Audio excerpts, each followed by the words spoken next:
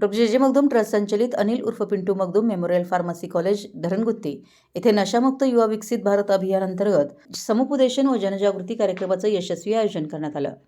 या कार्यक्रमाचा मुख्य उद्देश विद्यार्थ्यांमध्ये अंमली पदार्थांच्या व्यसनाचे दुष्परिणाम समजावून सांगणे तसेच व्यसनमुक्त निरोगी आणि सुदृढ जीवनशैलीचा स्वीकार करण्यासाठी त्यांना प्रेरित करणे हा होता। या कार्यक्रमात मुसा सुतार पोलीस उपनिरीक्षक शिरोळ पोलीस स्टेशनचे विलास निकम पोलीस नाईक गोपनीय शाखा शिरोळ पोलीस स्टेशन यांनी विद्यार्थ्यांना अंमली पदार्थांच्या सेवनामुळे होणारे शारीरिक, मानसिक आणि सामाजिक आणि कायदेशीर दुष्परिणाम याविषयी सविस्तर मार्गदर्शन केलं।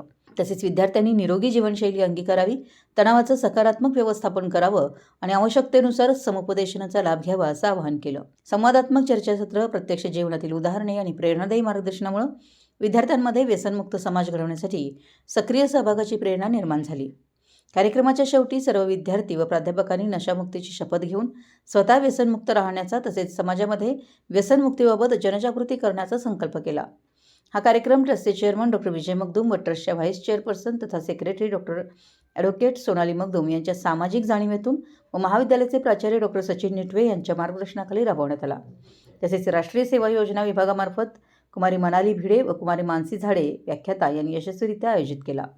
मराठी एस न्यूज चॅनल जयसिंगपूरहून संदीप अडसूळ।